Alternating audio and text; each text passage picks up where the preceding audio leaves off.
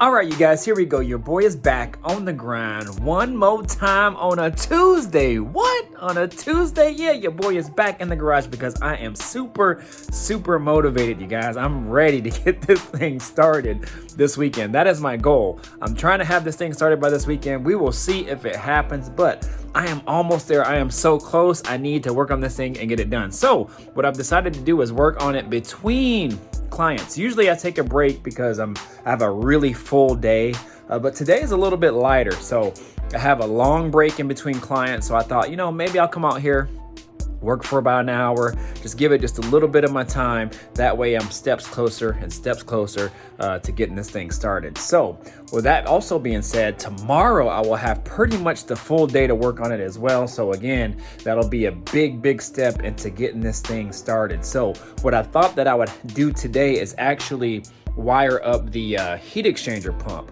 And I think it should be simple because the harness that I was sent is already ran. It's already put together. I think it has a relay and I think it has a fuse on it as well, but it's already ran. So what I'm gonna do is I'm gonna take it out, put it on the table, and I'm gonna show you guys how it came.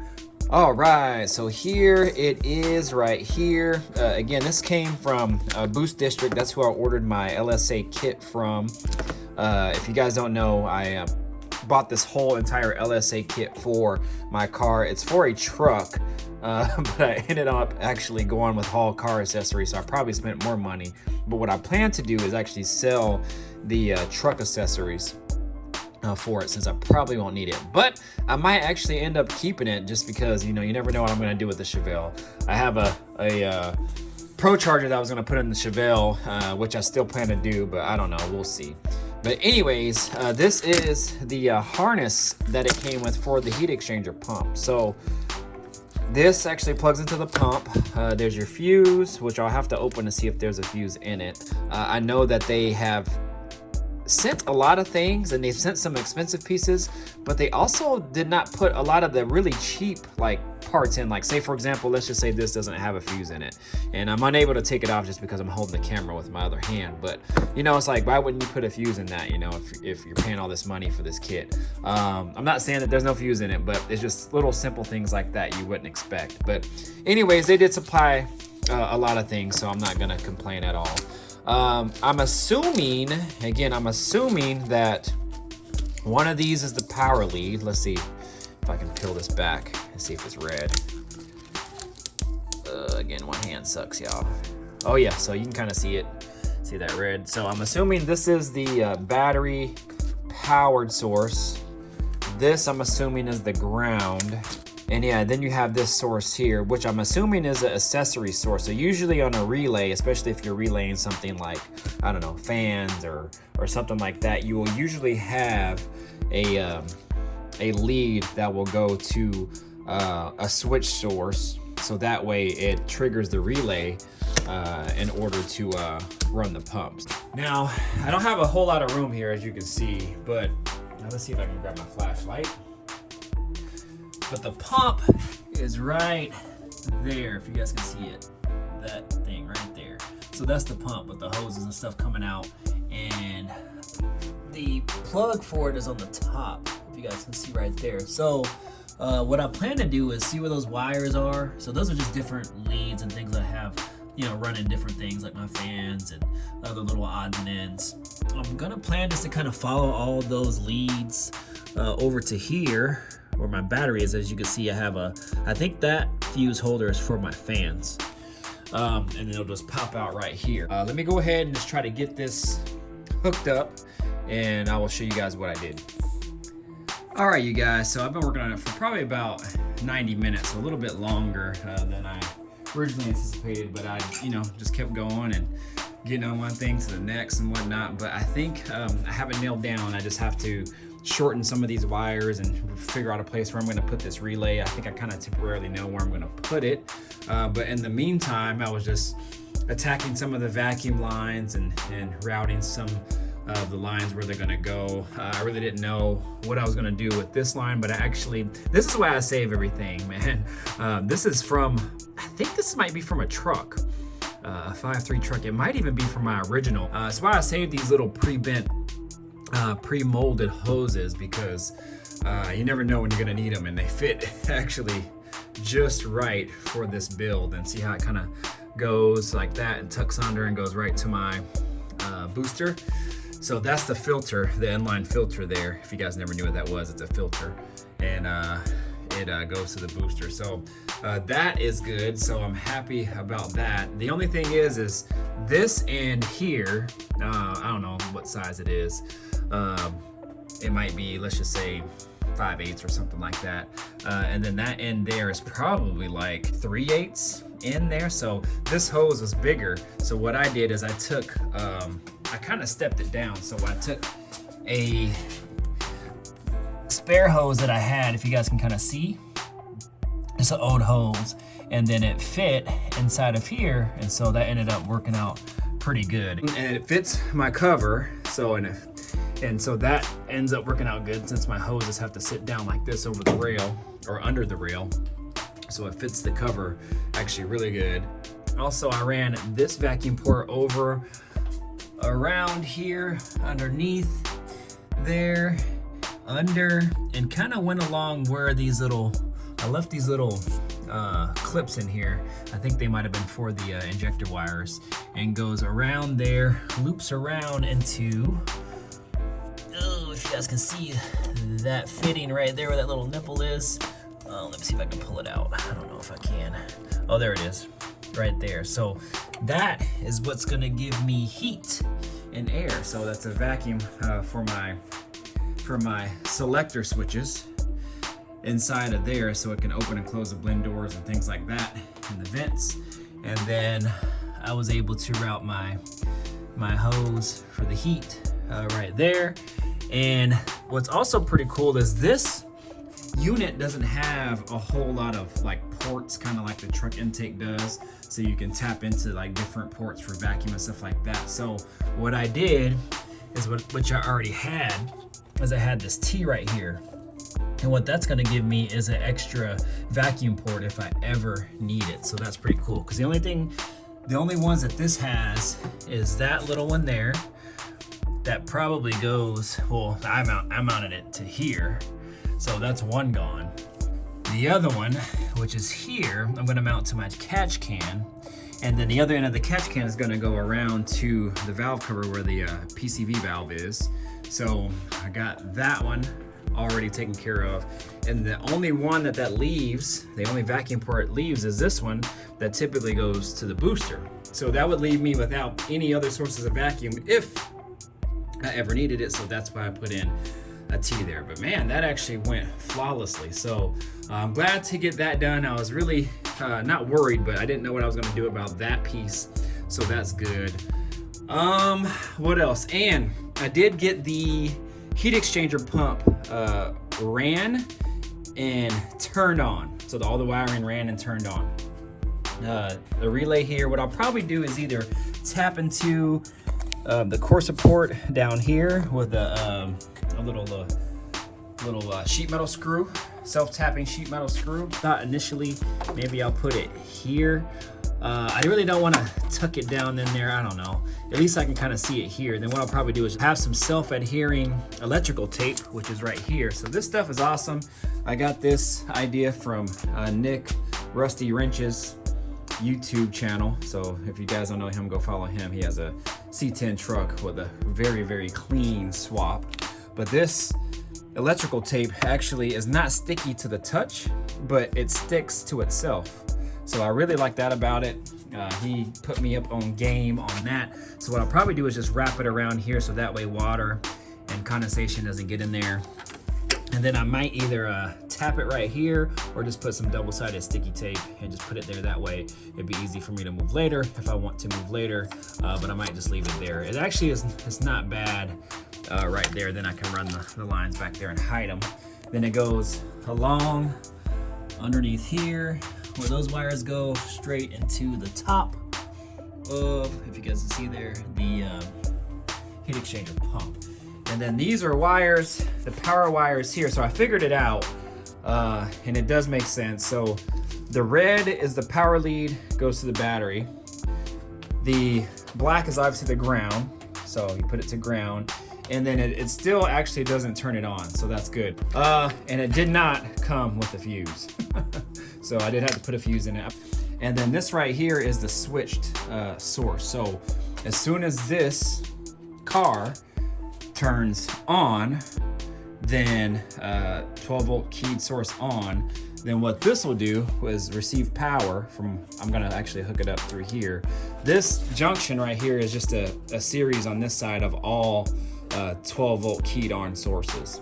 So I never really knew why they put those there from the factory. Again, this is factory, so I never knew why. They have terminals here where you can, I'm assuming you can tap in. Maybe it was for diagnostic purposes, I'm not sure. I never see people use them. But I decided to actually use one of them for my fans, or for my transcooler fan. It actually works perfect. So I just put a terminal in there and just bent it at a 90, and then I can shut it like that. So this here is also a 12 volt key. So I already tested it. I hooked everything up, turned the key on, and it was getting 12 volts when the key is on, 12 volts when the key is off. So as soon as this here sees the 12 volts when the key is on, then it triggers the relay, and then it activates the pump, which I kind of already tested. I just tapped it real quick to see if it would click and turn on, and it did. So and that is pretty much it, you guys. I'll continue this part of the video tomorrow, as I just don't want to put this portion of the video since it wasn't much.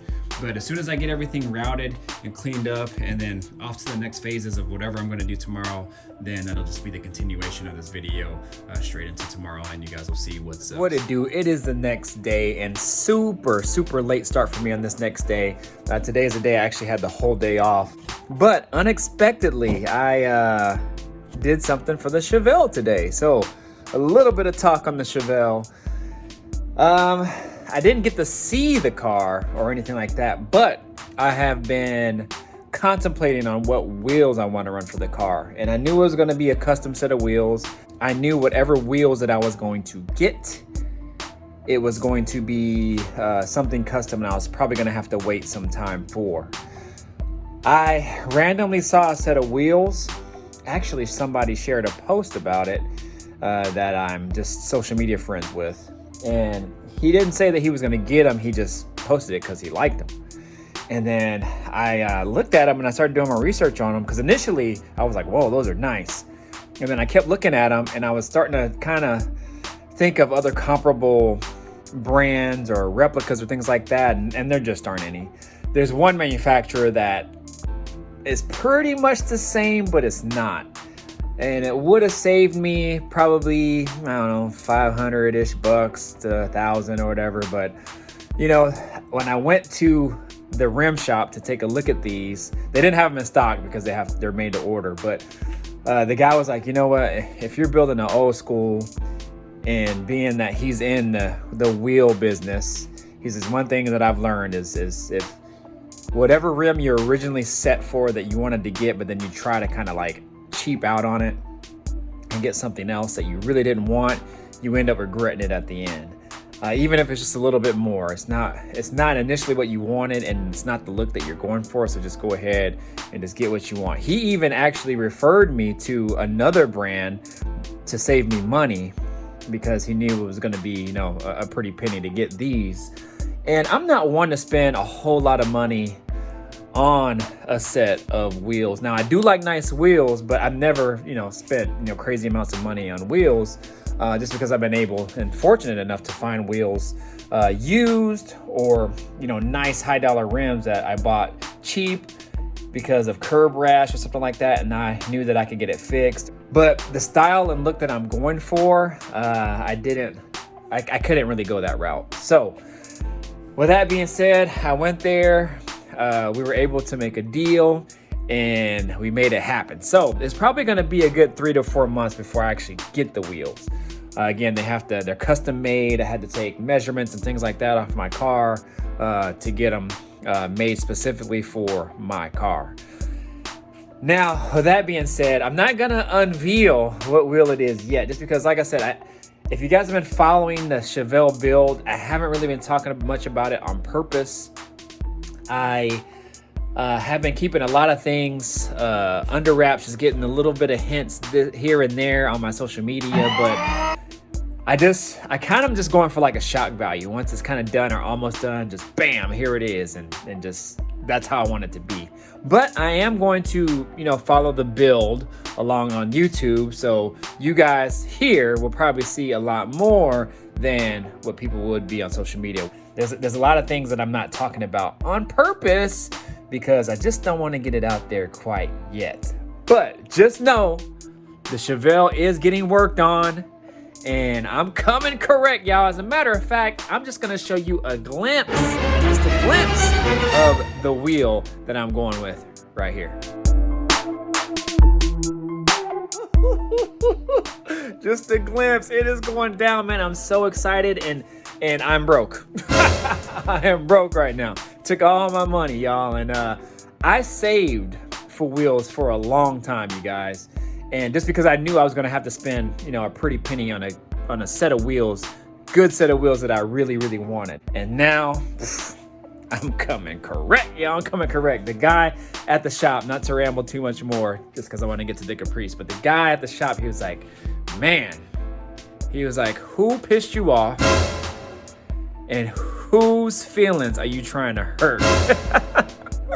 Oh man, this Chevelle, man, I'm super excited about this car, man. I think, like I said, I always say I'm not trying to reinvent the wheel here, but it's about to be a head turner, rowdy ass mofo on the streets, and it's gonna look like an aggressive car that's nice at the same time. So y'all stay tuned for that. But anyways, with the Caprice, here we're gonna pick up where we left off. We left off on wiring the heat exchanger and a couple other odds and ends. I do have to get under the car to actually cut away some of the core support because it's not allowing one of my hoses from the heat exchanger to wrap up as high as I want it to go. So there's a corner of it that I'm gonna have to cut off or shave down. So I'm gonna go ahead and do that so I don't forget. Have to lock tight the throttle blade bolts and the throttle body. I'm gonna go ahead and get after it. I'm gonna film whatever I can film. Obviously there's some stuff I can't film just because of just space restrictions, but yeah, you guys stay tuned. I'll be back. Chipping away at this thing for the past few hours, and it's all just a little stuff. Again, it might not look like much got done, but actually a lot got done. Again, a lot of the little things got done, and even some extra precautionary measures.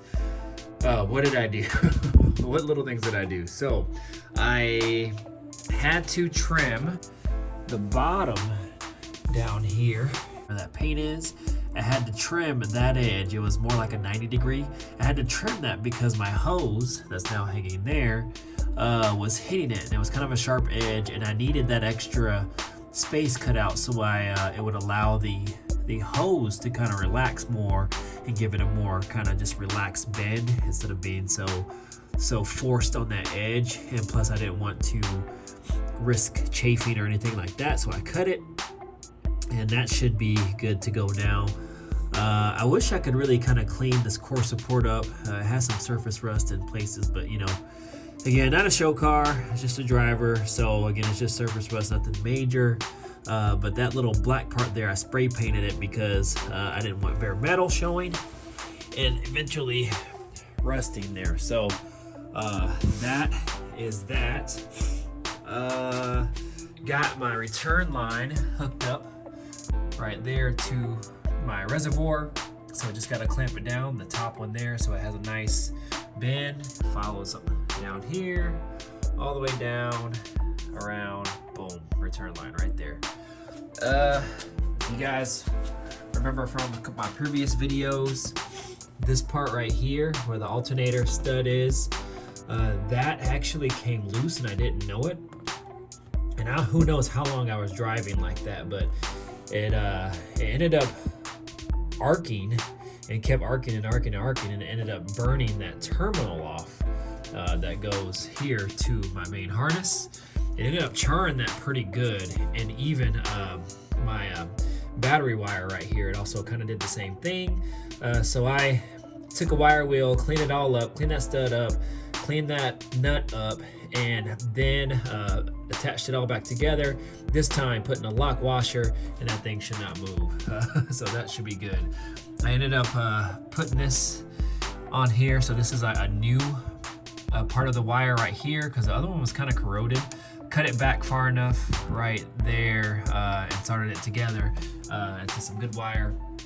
So that's good. I still need to kind of tuck and tidy up these injector wires there, so that should be good. I actually am going to take the time to kind of mask some things off, hopefully, if I don't run out of room. I don't know if this big wire harness is going to be in the way. It might be, but I would like to try to paint this booster.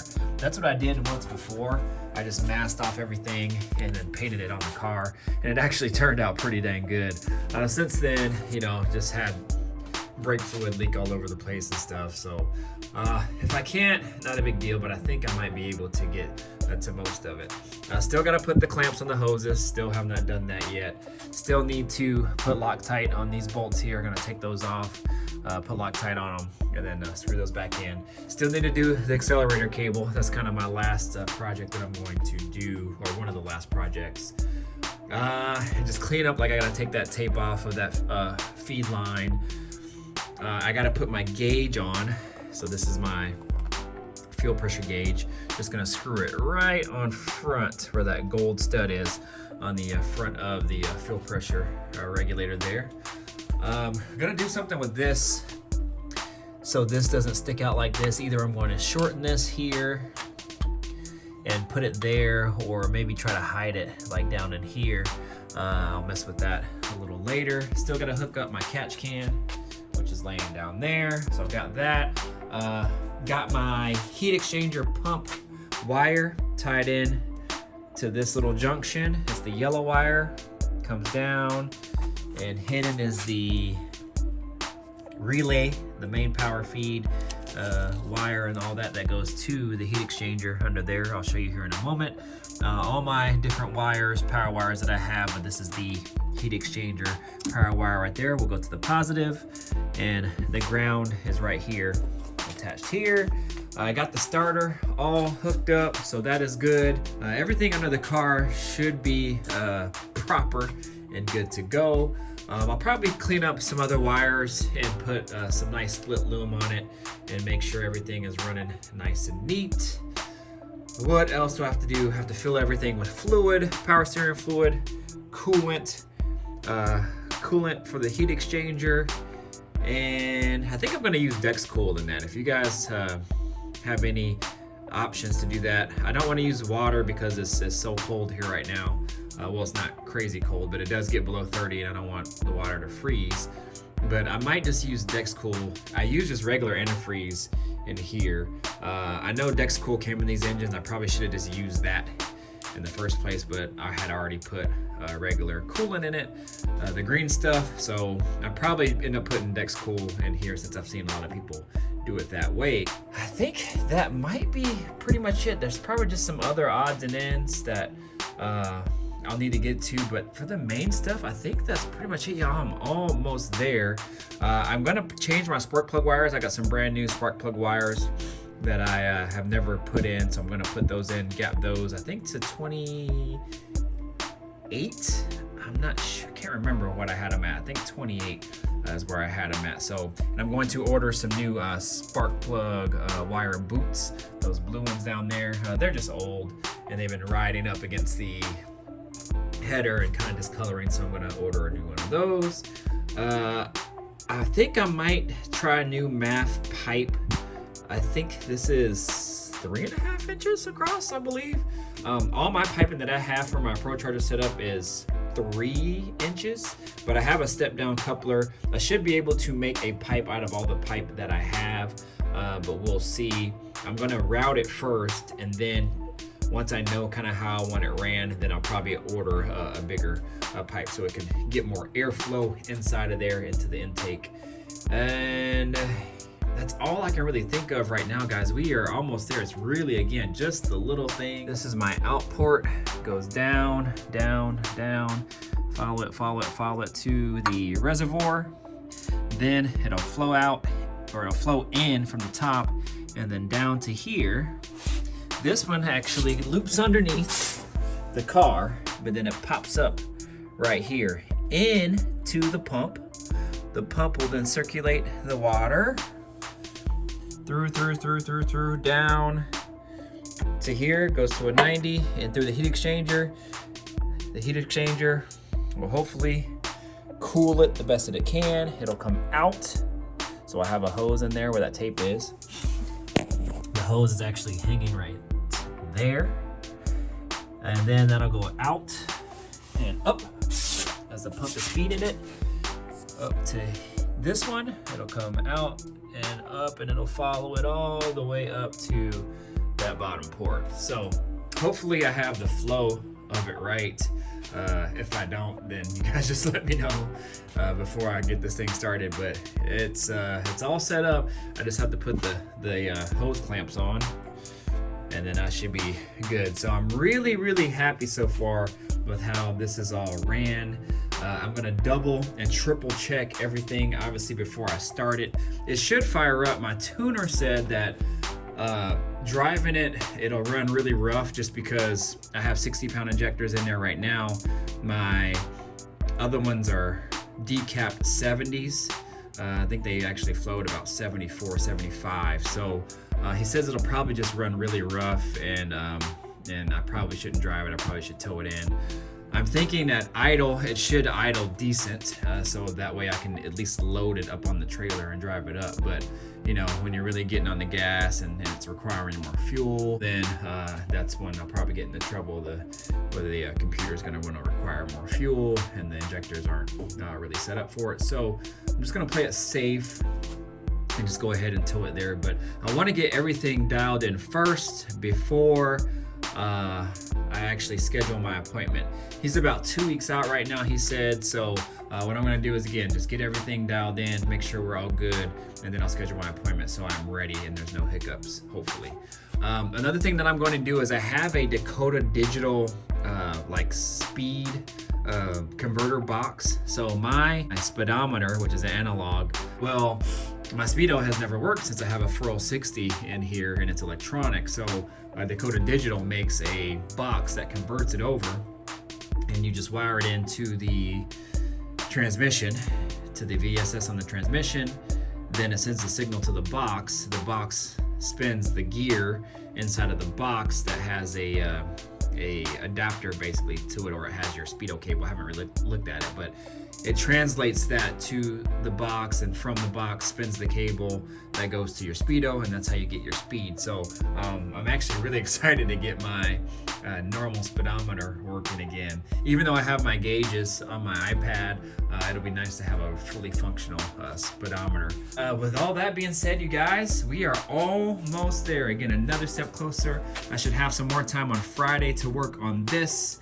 And shoot, we are almost there. And then probably one last thing is the cover, the engine cover. I'll have to do some modifications, just slight modifications to that. Just really clean it up so it'll fit nice and flush and be neat looking and be good. And then obviously I'll have to paint it and then go from there. So, but yo, we are almost there, you guys. You guys stick with me. Maybe I'll have this thing running this weekend. Who knows? All right. But I'm gonna go ahead and get out of here, get some food, prepare for my day tomorrow, and then shoot, call it a night. So, but you guys know what to do. Like, comment, subscribe, share, do all of that good stuff, y'all. We got it. Stick with me. We got it. We almost there. Deuces.